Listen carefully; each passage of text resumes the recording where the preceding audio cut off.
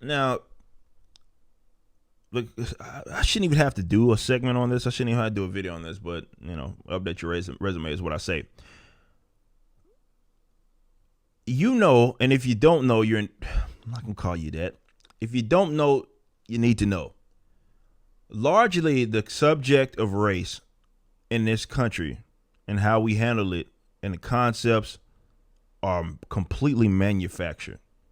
They're not based on any sort of reality. There are harsh truths, and when you couple that with how what people deem as the appropriate forms of media covers it, they paint a picture that is simply not rooted in any semblance of just what's real, what actually is the case. Okay. Now, you could just look at the recent events with the whole sorry about that if y'all heard that, with the whole Asian hate thing. Why is it that these people are, let's say, leaving out? No, I'll take a step back. Though there has still been no proof. Remember the thing that happened in Atlanta? There's been no proof that had anything to do with that was racially motivated. It has nothing to do with it. Sexually, potentially. But, there's also white people that got shot out of that. But they look at, oh, well, guy goes to a parlor, shoots it because there's Asians there, and he shoots them.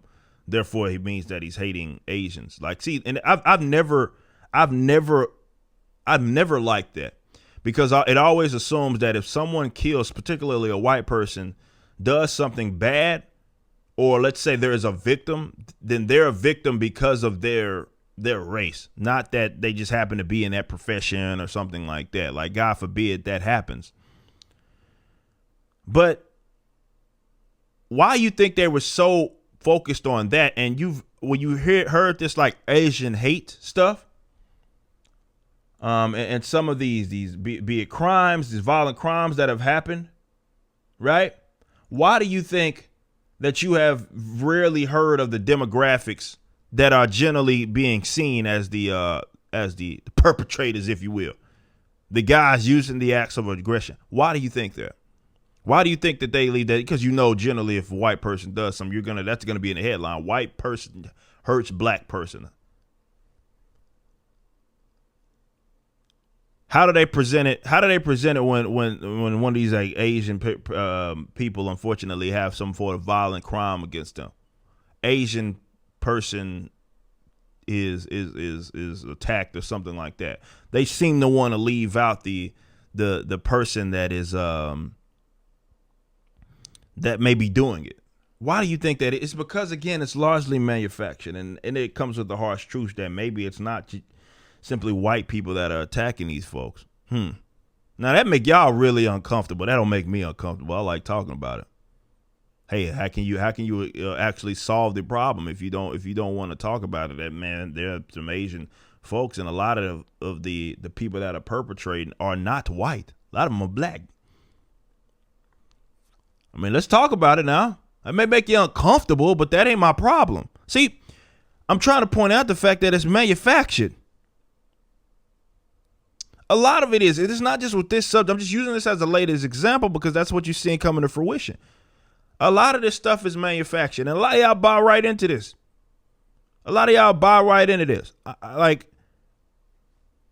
To think that there is an literal racism just each and every place.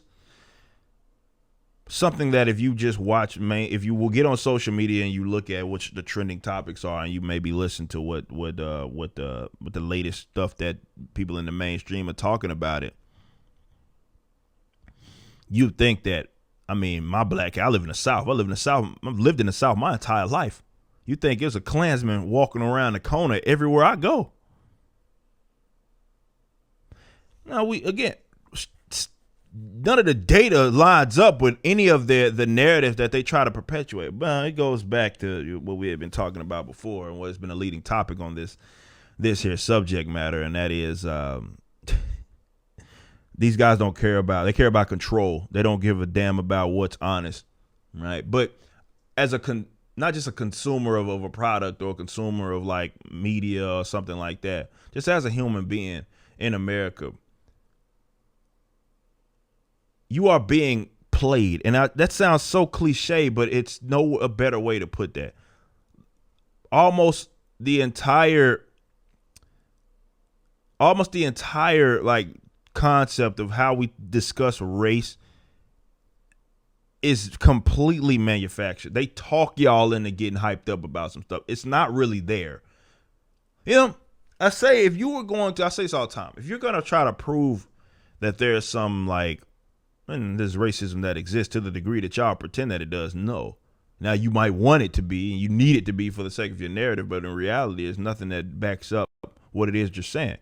But just as much as you would consider, let's say, an act of actual racism that took place to try to prove something that's there, just as much as you would have to effort that you would have to put into that or highlighting that, you would need to put the effort into cordial reactions or relationships or cordial, respectful, just generally positive interactions that people have with the other race. You might have went to the gas station before you watched this. Gas station owner may have been Arab, may have been white, may have been something else. And let's say you're not either of those. You went in, you exchanged a good. It was all good. You walked out. Nobody was shooting at each other. It was none of that. Right? Maybe. You went to the grocery store. Same experience. Why is it that none of those are ever considered when we talk about race? Think about it. Why is that never a thing? Like, does that just not matter? Like all the cordial interactions that we have, does that not matter?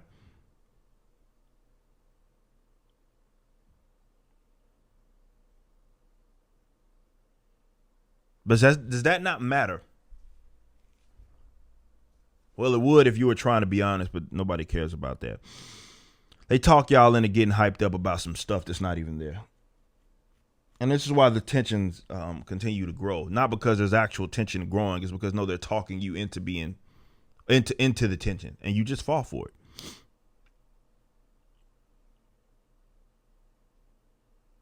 There are a lot of problems and a lot of harsh truths that just go completely unignored when it comes to this.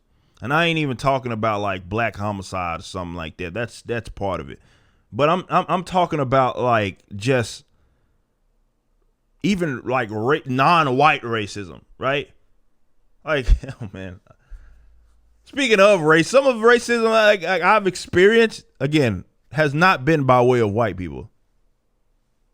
You know what I mean? Most of it. You know about living in, South Dallas, and, really the only people that seem to be scared to not, scared to, or not scared to set up a shop in the area where more immigrant demographics. So the Asians had no problem setting up shop in like predominantly black areas. You think there ain't race people that are racist against Asian folk? Like there ain't Asian folk that are racist against black folks. This is why I've always hated the term POC, or what y'all say BIPOC, which I thought was bisexual POCs, but apparently it stands for Black Indigenous POCs. I learned that like 2 weeks ago.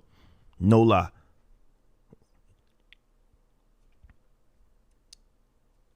You don't think it ain't vice versa as well? Asian folk that feel some kind of way about black folk feel some kind of way about. Hey, you don't think that's a thing? I've always hated that term because they try to lump everybody together. I told y'all we used to have a black versus Mexicans fight like every year where I was from. Like to act like it's just us against the whites is nonsense, man. That don't even make sense. And generally it does, especially doesn't make sense if you're in an area that they don't live. So you're product of your environment. So what you talking about?